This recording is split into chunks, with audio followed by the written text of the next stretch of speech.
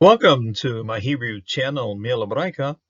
I'm looking at Ruth 4, verse 15, and this is still the conversation or the exclamations or the expressions that come from the women of the city. They're talking to Naomi. Naomi's receiving this information, and we're, of course, listening in as to what the women are saying.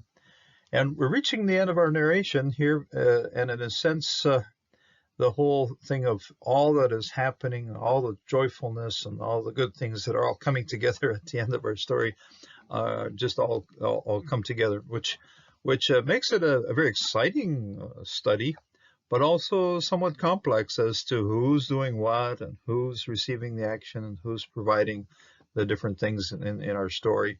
And so hooking back to the antecedents of each personal pronoun here is a bit of a challenge. Not impossible, but still there. And I have to look at the text very carefully to see who is doing what. So some things, of course, based on gender or person, are very obvious, but other things have to be looked at very carefully. And I said in a previous study that the whole matter of being a redeemer, redeemers also bring redeemers. In other words, Boaz, with marriage with Ruth, brings forward another redeemer, which is Obed. And so the whole matter of redemption is something that looks forward. So when we see the redemptive work of someone, that also sends us on to another redeemer. And that's an important detail of what we have to look at here when we talk about who's caring for someone else and who's providing. So we see Boaz, of course, gave great provision, but now we're looking to the old age of Naomi and who's going to provide for her in her old age. So if you look back, Boaz was probably also getting on in years. Who's going to provide for him? So it's a very interesting story. Very exciting. Lots of things. You have to kind of imagine the women there waving their hands and saying, "Oh, no, these good things are happening." So let's get on with our study. Verse 14 ends with Vayikra Shemo B'Israel, and his name will be renowned in Israel. Okay, so in Israel, and then our scribe ends the verse with a siluk. Doesn't bother with sof pasuk here. Then the next verse begins with Vehaya, and it will be, or it is. I like to always, when I'm doing a translation, I start with the present tense, and then the context will push it forward or backwards. In other words, pushes it back to the past or pushes it forward to the future. And so we'll start with the present tense, vehaya, and then it is for you, lech. It is for you. And then since we're talking about something that's coming up, like namely old age and so forth, we have to understand this verb here. It will be. We have to understand in a future sense. Okay, its structure in and of itself can be past, present, or future, but the context will tell us, hey, this verb is working for the future. So Yisrael vehaya, and it will be lach, to you.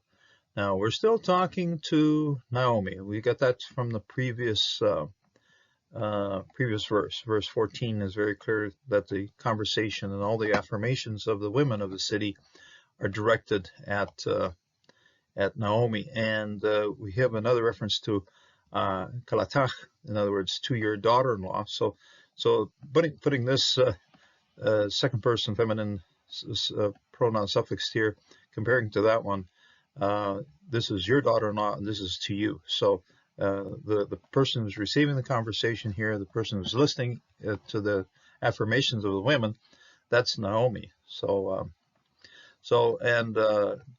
it will be to you, for you, le mishiv nefesh. A nice segolate here with a mil el accenting, the position of the accenting. When I say mil el accenting, it's not that the accent is a mil el, it's just the place of the accent. The place is upwards, okay, mil el.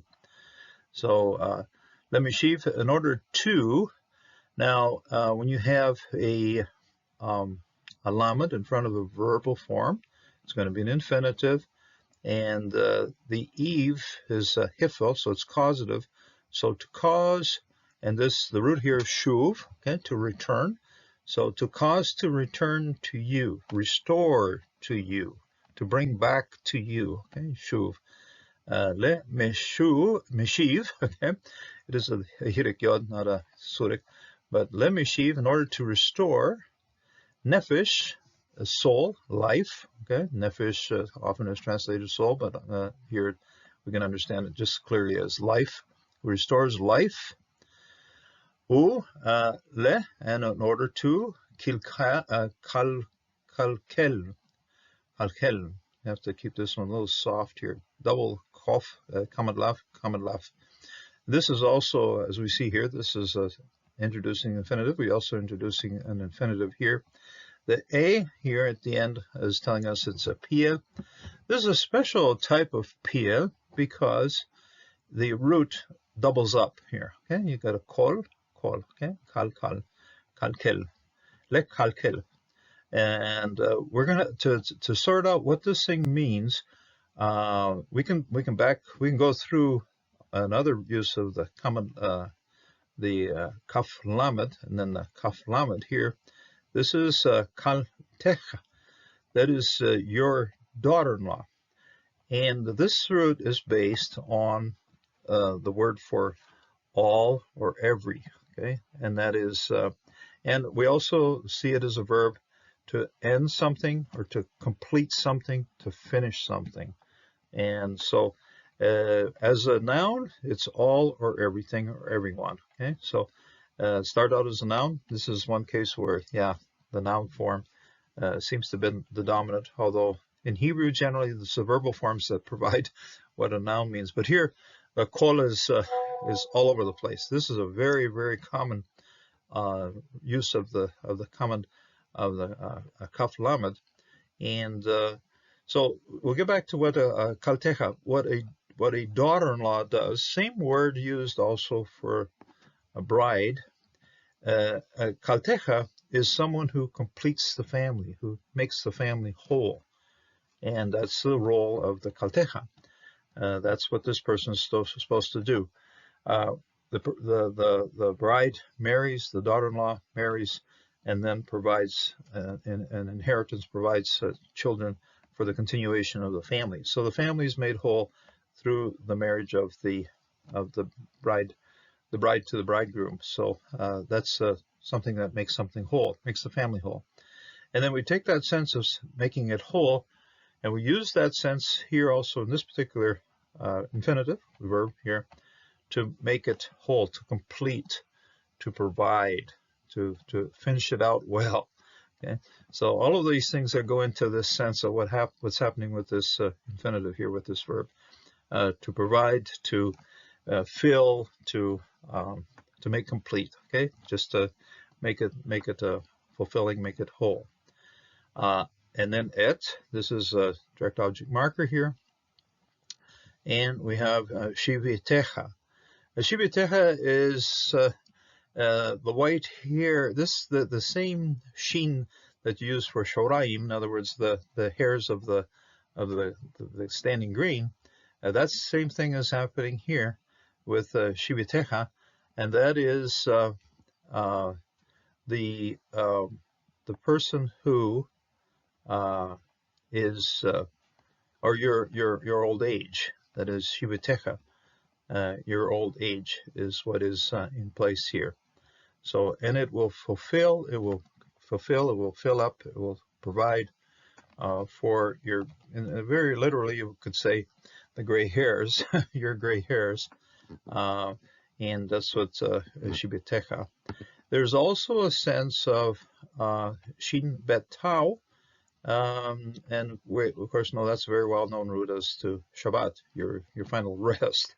And so that's also contained in what we see in this particular word here. And to your old age, to your resting time, to the time that you're going to, in a sense, also stop. Okay, we've seen the sense of stop or not do something in the previous study of this Shin Bet Tao, and that's also included in this package here. To your old age, to your resting time, to the end of your life, sort of thing. And then we have an Atna. So the Atna is the logical division of our verse right here. And then Ki, Kaltecha, to your daughter-in-law, the one who fulfills your family, the one who fills and this then, the Kaltecha here is Ruth. Okay, the antecedent of the suffix pronoun here, your, that is Naomi. So your daughter-in-law, and your daughter-in-law obviously is Ruth here. Kaltecha, Asher, which or who, Ahavta, who loves you. Okay, Ahevatecha, who loves you. She loves you. Okay, who loves you. This is a suffix form of the verb here, to love, feminine, and then there's a pronoun attached to the end of that is yet, who loves you.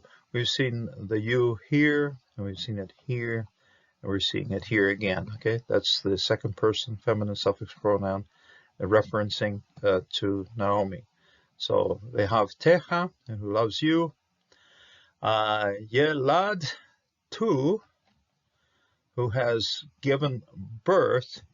Now, this is, as we saw here, this is, of course, a suffix feminine form of the verb, and this is also a suffix form of the verb, Yalad, tu.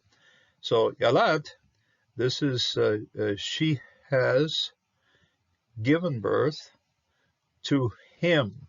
Okay, so, wow. Now, this particular if we just had the same suffix pronoun, it would be carried through, but it isn't. It is, has given birth to him. This reference here, of course, the person who has just been born has been the child, the baby, and we're going to be finding out his name pretty soon. But there's a child been born, and this then, she has given birth to him. And then, the reference here to this pronoun, suffix pronoun, would be the child. That is, and we find out later on his name is Obed. So he's given birth to the person who is going to be doing all of this restoring, all of this making things happen. And as I said, it can be very difficult to sort out what the work of which Goel is going to be. So you got the Goel, who has Boaz, who obviously married Ruth, and then has restored the lineage through Ruth. But the person who's going to be providing for the old age, and the person who's going to be doing all of the good things for the future, has come through the birth of this child. So this is the one that's going to be tasked with all of these things that we've seen here in restoration of Naomi. So, and then Asher. And then we have a separate clause here. Just serves an affirmation of who he, that is then this is why Jewish comedians have a good time with personal pronouns. This he is actually she. Okay, so we've gone from a masculine suffix pronoun, popped it right across to a feminine third person pronoun, independent pronoun here. Who, he, she. Okay, he is the Hebrew, she is the translation. Okay, who, she. Tova is good, and so this is tov, feminine form. Okay, this is the feminine form of tov, to be good. Lach, to you, that is, and again, we've seen lach, to you. We've seen the second feminine suffix here and here and here, and now we're seeing it again here. Okay, so it's been good to you. Me, sheva, compared to, this is a mem of comparison, this preposition of comparison, compared sheva to 7 banim, sons.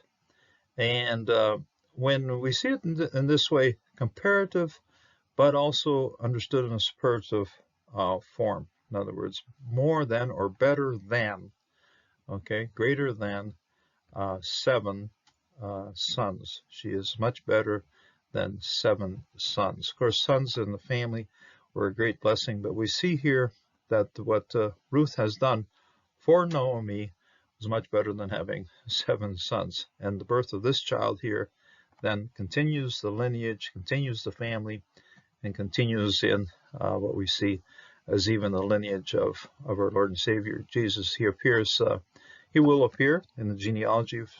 We see a small, compact genealogy at the end of the book of Ruth, but we also see a much larger genealogy, a longer, more detailed genealogy in Matthew, first chapter. Obed is in there. He's part of the people that have are the family members of, or the antecedents, or the ancestors of Joseph and Mary and so forth. So, yeah, this is establishing the family that later on has produced for us the Messiah. So we receive blessings. The Goel here, that is the Redeemer, started. We understood it first of all with Boaz. And now we understand that the whole matter of restoring things and bringing things back and providing for old age and for being a blessing and all those good things, that then is focused on this particular pronoun right here towards him. She has given birth to him. Who is that? Well, we'll find out soon enough that is Obed, and he's the one that brings forward the lineage. God bless and God strengthen you, and may you also feel the blessings of being part of the people of God. And God bless until the next time.